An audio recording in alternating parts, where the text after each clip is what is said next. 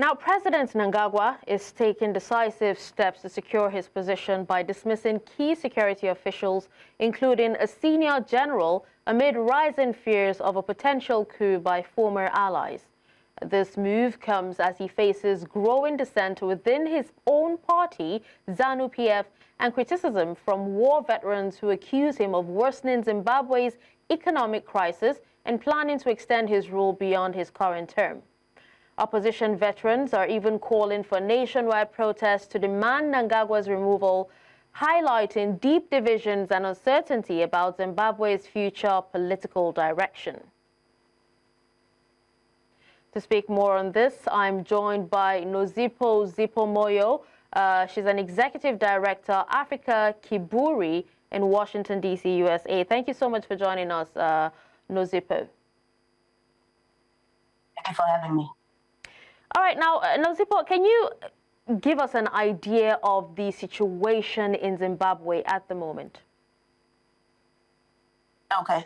I think we need to understand the current by appreciating the past. For Emmerson Mnangagwa to get into power, he had to use the military led by the current Vice President Chiwenga in November 17 to facilitate the coup. So the agreement and constitutionally is 2 terms per leader. And the chaos has started when factions within the party have started pushing for ED to extend his term from 2028 to 2030. So now that is the war where people are now pushing for the vice president, the former army general who led the coup, to take over from Emmerson. So these are the tides. This is a ZANU-PF struggle. Okay. Now, you just, went back at history for a bit. Now, when we look back at, Zimbabwe's history, can you also clarify to us how current military reshuffles compare to past events, such as the 2017 ousting of Robert Mugabe? Are we witnessing a recurring pattern at the moment? Oh yes, there is a recurring pattern. Remember, the last straw for Emmerson Mnangagwa was when he had an ice cream poison and he almost died. He had to be actually taken by an emergency helicopter, military helicopter, to South Africa. And that is when the plans actually rolled in motion, and that is what led to the coup of Robert Mugabe. So with the current situation where in nearly 8 years, we've had like 4 army generals now, excluding cabinet reshuffles. It tells you how Emmerson Mnangagwa, the current president, is really being strategic, playing his role so that he cushions his position until 2030, because he knows how he got into power and he knows the role of the army and the role of the war veterans in securing power in Zimbabwe. Well, if he's trying to protect himself, because, political analysts, Eldred Masunungire also said the same thing. He told the Newsday that Mnangagwa is protecting himself against a potential coup. So what does it say about, the internal fissures within his own party, ZANU-PF? So the politics in Zimbabwe, specifically the politics in ZANU, is where everyone is trying to get the cake, a share of the cake, and the functions are coming up. So if the arrangement was Vice President Chiwenga and his allies would get into power, when they notice that is the dream is slipping away, that is when they are now coming in to push. The current chaos has been sparked by Geza, Blessed Geza, a former war veteran who has actually called for protest on the 31st of March. And what you should understand about Geza is not just a former war veteran when he's now in hiding, but he came out publicly in an army military camouflage gear. And the army general or the police never rebuked or really said anything, because if you look at the Defense Acts, Chapter 1002, it clearly states the citizens and when it comes to army regalia.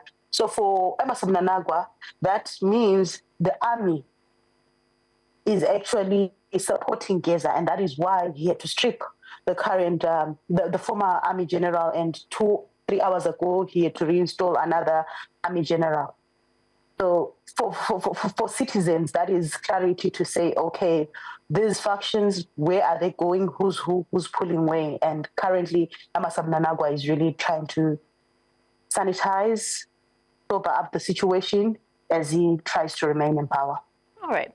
Now, Nozipho, independence war veterans have also called for a nationwide protest to demand President Mnangagwa's resignation. Now, looking at their historical significance, how can their involvement shape the political climate? I'm asking if, their voice is powerful enough to do anything. The current shutdown, with the military in mind, has been led by a war veteran. War veterans play a pivotal role because these are the people who went to the liberation struggle with Emmerson Mnangagwa. They seem to have more influence to power compared to opposition party who try to negotiate, because these people have lived together and they fought together. So when they push, it forces the president to reconsider. The country in the past 45 years has, from the land distribution, Black Friday 99, presidents are there to appease the war veterans because the war veterans are the one who put them there and who decide how long they stay in power through the army. And you'll see that the current army general who has been appointed 3 hours ago, he actually served in the army too in the 70s with ED. So that is how ED is protecting himself, because the war veterans are not just have military background, but these are the people who he has shared his personal life with. All right. Now, we also know that, Zimbabwe's leadership has now removed not only its second most powerful general, but also the chiefs of police and also intelligence. Now, more than 10 coup attempts are recorded in Central and West Africa since August 2020. How does Zimbabwe's situation reflect broader regional trends? The idea of democracy and how it has been delivered in Africa has failed Africa. And the coups have taken a shift in the region. The question is, how well do these coups work for the empowerment of Africans and its citizens? So the military has played a pivotal role in Africa. And this is where we are, and this is where we are going, because this is the thing. Whether ED is removed 2018 or 2030, the role of military in Zimbabwe is there.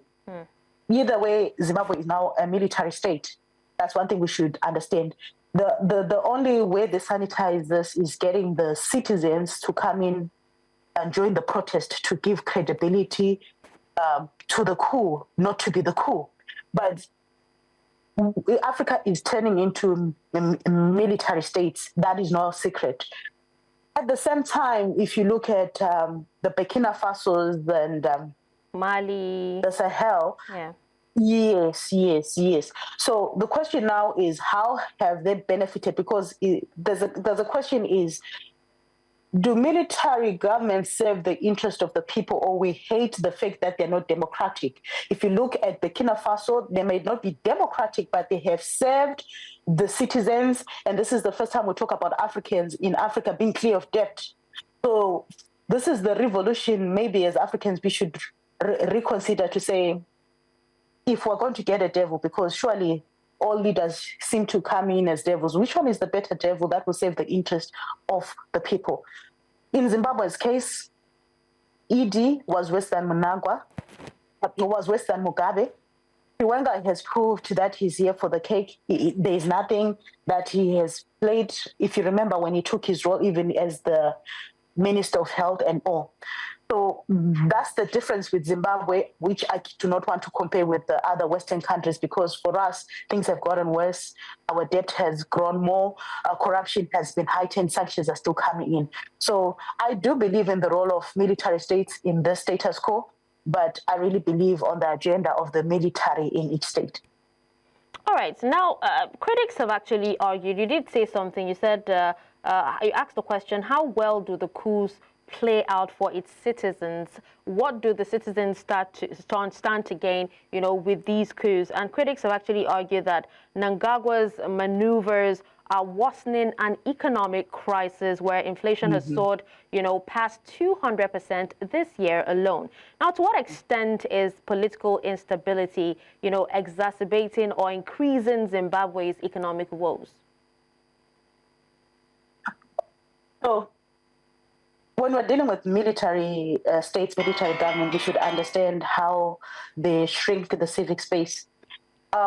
The role of Mnangagwa came into silencing the civic space. Mnangagwa came into dismantling the opposition party. Because right now we're focusing on the functional ZANU-PF politics on who gets into power. Where is the opposition? The opposition is dead. Citizens, the patriotic bill has been put in where you're not allowed to criticize the government. So the rights have been taken away. When the rights have been taken away, citizens do not have the voice to push for other fundamental rights that look at the economic well-being. So currently things have worsened, and that is why I'm saying it depends on the military stance and the agenda. When ED came in with the military, they said they're here to remove criminals near Mugabe. Was the November statement. And currently they've proved to be the biggest criminals. Even Geza, the war veteran himself, had to start naming the criminals. We've got people like Sir Whitnell, who the government is giving tenders, millions of dollars, but they are not providing the service to the people. We've got the gold smuggling, if you remember the Al Jazeera expose, where even the president, religious leaders are also involved, and even the current VP who they're fighting for, who's going to get into power, Chiwenga. So it has nothing to do with the economy being boosted. It has nothing to do with the citizens' well-being. That is where we are. That is where we are. And that is why as citizens, if people have not learned from the November 17 coup, no citizen should risk their lives into supporting any ZANU member, because the agenda for ZANU, the manifesto as a political party by its leaders, has never been for the well-being of the citizens. All right.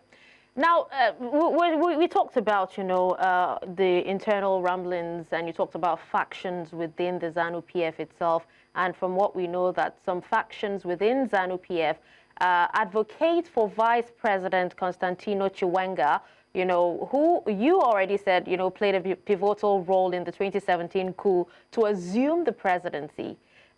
Are there implications of such an advocacy? Of course. Well, there's as I mentioned, there's the patriotic bill, and also there's the MOPA. Lately, they've been using IPA, MOPA. Laws have been built to criminalize citizens. And it actually depends on who's pushing and which faction are you aligned to within the government or the ZANU, because right now there is no clear role of ZANU and the government. So these are the implications. It depends on which faction you seem to be pushing an agenda for. That's simply how it is, and that is the reason why I gave you an example of Geza. Ordinarily, people would be in prison for just putting a camouflage, but the fact that he's a war veteran pushing for the other side of the party, people will just let it be, The authorities, the security arms, they just ignore it because they know who's who. Now, we know that frequent changes in the military and also security apparatus can erode trust between citizens and also the state. Now, in your own view, how will these internal purges, the removal of some of these intelligence officers and putting, the one that the president actually wants, how will these purges impact civil-military relations and trigger more widespread unrest? Because I know you said that Zimbabwe is already under military rule, whether we like it or not. So currently, the people who are running the reins have been appointed by the president, Mr. Emmerson Mnangagwa. These are the people who are here to serve the interest of Emmerson Mnangagwa as he pushes for Agenda 2030. He has publicly announced that he is here to serve 2 terms, meaning for 2028, but he's not playing a crucial role in silencing people within the party who are actually pushing for 2030. Change aripo chete chete, meaning he'll be there, and these are the common slogans that are coming in within the party. He's just being diplomatic. He understands the politics around it. And the people who are now here, the president mentioned about the protest and told people business as usual, and he has appointed the second most powerful authority in the country, a new army general, and so forth. These people are there to push ED. It means anyone who's anti-ED or what the faction seeks to achieve will be found in trouble with the law. The laws in Zimbabwe have not been there to protect or promote the citizens, but more to push for the advancement of political pawns, political figures such as the president himself. So, if you look at the recent report by Amnesty International together with the United Nations, you'd notice that there has been an increase in human rights violations, specifically by ZANU-PF, its members and war veterans, more than, the people. So that should tell you how far ZANU and its affiliated bodies would push to actually hold on to power, because they believe they are the power, they are the law. I mean, Mnangagwa himself has said, we are the law, we are the power, we are the people, we are the power. So what it means for an ordinary citizen is that anyone who's anti-ED will continue to face the consequences. There's been this arrest, detain, torture without charges. That has been the trend in the history of, in the 8-year history of Idi Mnangagwa after Mugabe. Things have actually worsened after Mugabe and Mnangagwa. The question is, what would happen if even the vice president, who's the military guy, comes into power? People should just brace for the worst. Now, talking about people bracing for the worst, now we've talked about the citizens for a bit. What is the general sentiment among Zimbabwean citizens? I don't know if you have an idea. Are there signs of public support or opposition to President Mnangagwa's recent actions? So, people, you say citizens, we don't care whether we're led by a dog or a cat. Seriously? The real issue for Zimbabweans, the real issue for Zimbabweans are bread and butter issues. So there's frustration over Mnangagwa because things have gotten worse. We celebrated when Mugabe left, but what we did not know as citizens is that you need to change the script, not the face. So we've come to a realization now as citizens to say what we brought in compared to what we got out is not what we're looking for. We were so thirsty that we ended up drinking from a poisonous cup. We bedded the army. Now we're pregnant, and this is the time where we have to decide as citizens, are we aborting this child or not? Because the moment we keep this child or this relationship with the military, what does it mean to the well-being of us as citizens? And there are mixed feelings now as I'm with citizens. People are really frustrated and they feel the president has not committed. One thing about Emmerson Mnangagwa, he's so distant from the reality on the ground, which is different from Mugabe. So he doesn't even know issues about the national stadiums, the health issue. Makes it a lot difficult for citizens as well. Yes. So people have lost that confidence and they see things going down. So some citizens are more than ready to join the protest because they feel, no, the guy should go. But other people will be like, we did this in 2017. It's not about us. The war veterans and the ZANU-PF are using us citizens to sanitize and give credibility to the coup, which is what happened in 2017. So right now, it's like people don't care, but they care. Either way, it's a catch-22, whether you like him or not. So this is citizens are really in a place between two hard rocks. Because whether you go to the protest or not, it's really not about the citizens. It's really about ZANU, its leadership, and who's getting the cake. Okay. Now, we're about wrapping up, and we'd love to hear your final thoughts. But then also in times of, political unrest, media freedom can be at risk.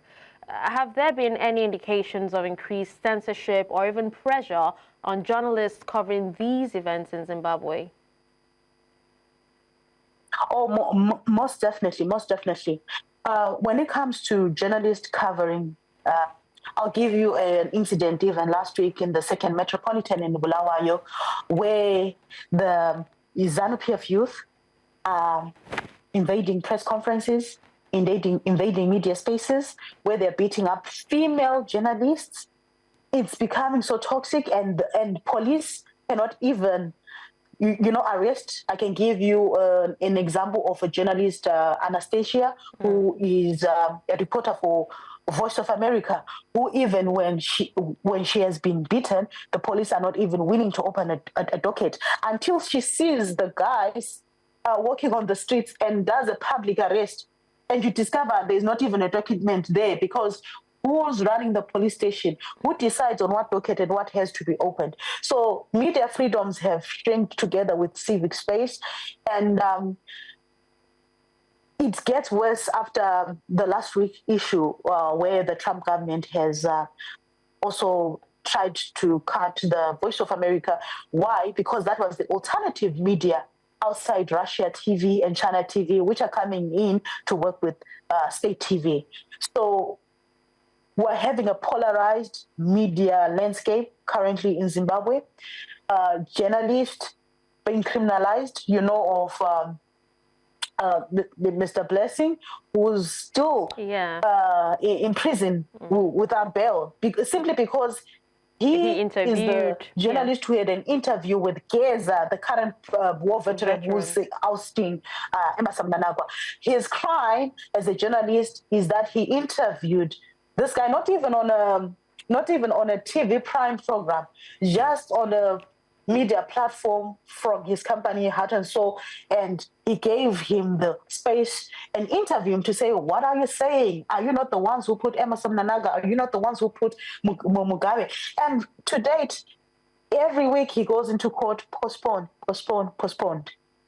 By the way, most people who are in Zimbabwean prisons, even if later on they are not charged, there's been a trend of people who come in sick, and rumor has it of allegations of even being poisoned. So even if he can walk free 2 months from now or 6 months from now, we know what happened with Job's Color as well. Your health and your career is also at risk. So it's a military state. ED has made things worse, and Chiwenga is worse. And okay. It's a tricky situation, yes. Okay. All right. Well, thank you so much for your time and also for your thoughts on this particular issue. Nozipho Zypo Moyo, Executive Director, Africa Kiburi in Washington, D.C. We appreciate you for your time. Thank you so much.